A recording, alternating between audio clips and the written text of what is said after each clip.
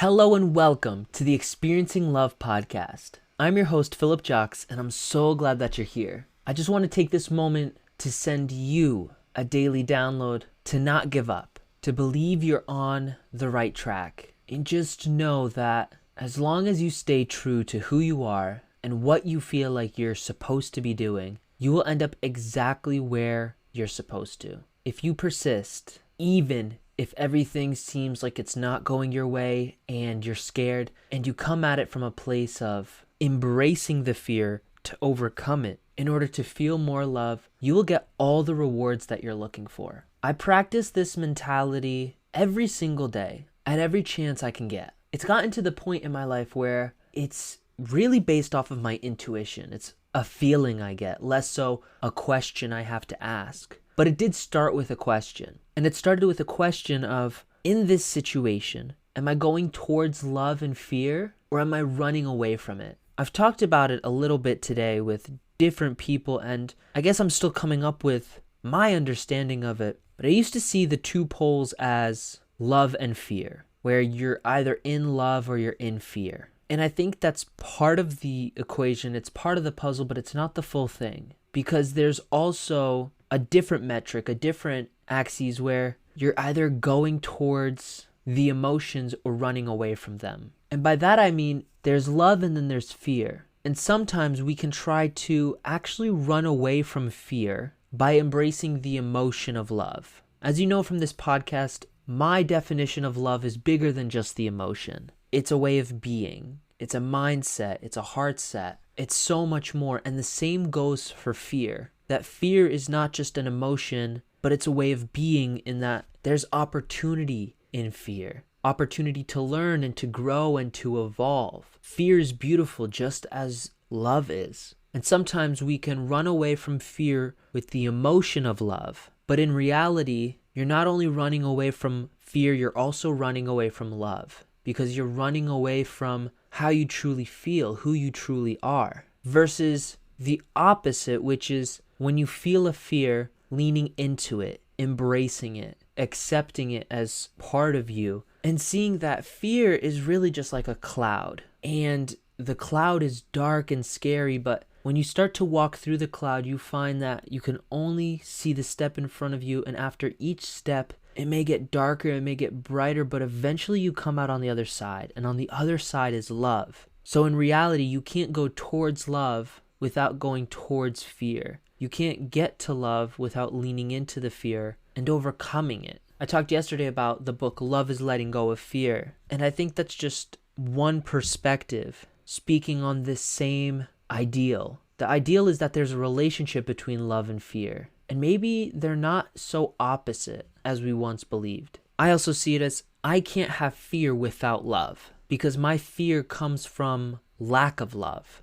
If love just didn't exist, there wouldn't be anything to be afraid about. Like if I didn't love being alive, I wouldn't fear dying. Or maybe the opposite is that I fear dying because I love being alive. Whichever one comes first, I'm not really thinking about that right now. I'm more just exploring the relationship between love and fear. I do think they're at the two ends of a spectrum. We're never going to be all in fear or all in love. You're going to be somewhere in between. When I learned that spectrum, and I not just learned it, but I felt it emotionally and subconsciously, I found that the questions I would start asking myself is, what is this action in relation to my fears? Is this action me leaning into my fears? Or is this action me running away from my fears? I've made it a part of who I am to say that if I ever run away from a fear, I have to stop, turn around, and face my fear. Every time. And that's led to a lot of scary moments over the past few months.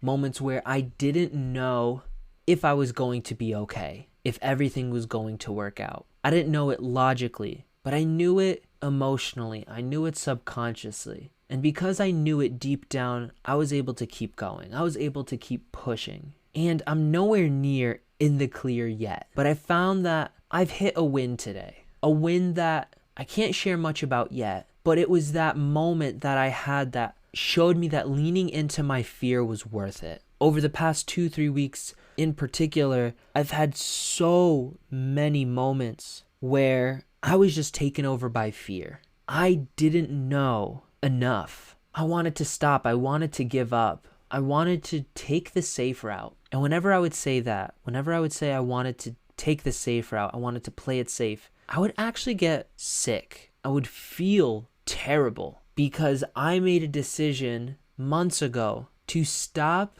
taking the comfortable route. Now, that's not to say that being careful isn't important or it's harmful, but it's to say that being careful because of fear can hold you back from the win that you're looking for, the breakthrough that's just around the corner. I felt that fear. I felt uncomfortable. I felt that it wasn't going to work, and I kept going. And the important thing was I had to do that multiple times. See, the universe was testing me. God was testing me. God is testing me. And the test is truly, how far are we willing to go, staying true to who we are? How much are we willing to endure? Who are we willing to become to get the results that we want? And at first, when the first fear pops up, it could be easier to say, yes, I'm going to push through. I'm going to overcome this challenge. I'm going to keep going. And then it doesn't work out. And then the second fear pops up. And maybe you'll lean into that one. But then it still doesn't work out. And then the third one pops up. And then the fourth, and then the fifth.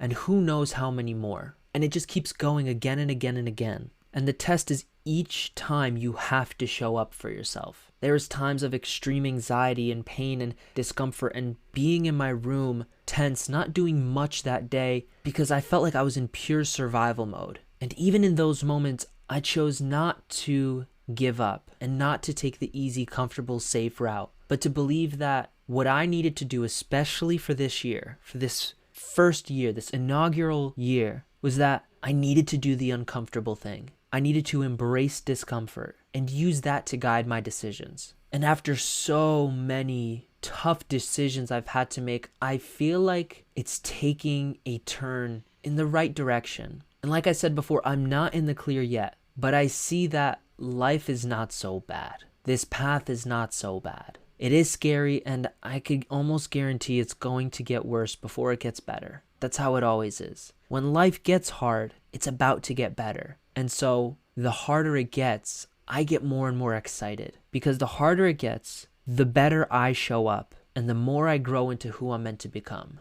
Because it's not about achieving the goal, it's about who we become in the process. You know, when everybody says trust the process, it's not about trusting that you will get to your destination. It's about trusting the process of who you'll become. Who you'll become is the real reward. It's the real destination. Our external rewards are just that. They're external. I'm going to be okay, at least for the next week, at least for the next month, at least for the next year. I will figure this out. I will make this work, and I'll be so glad that I did. So the reminder for you is trust yourself. Trust in the universe. Trust in God. Look at your decisions and ask yourself if you're running away from fear or leaning into it. And as someone who's on the other side of one of his greatest fears and still pushing strong, let me just say this. Lean into it. Lean into the fear. Grow yourself. Expand your comfort zone. You may not get everything you're looking for immediately, but you'll start to find the little rewards along the way. So I hope you have a beautiful, wonderful, amazing rest of your day. Remember to always fill up with the love, and I look forward to seeing you in the next one.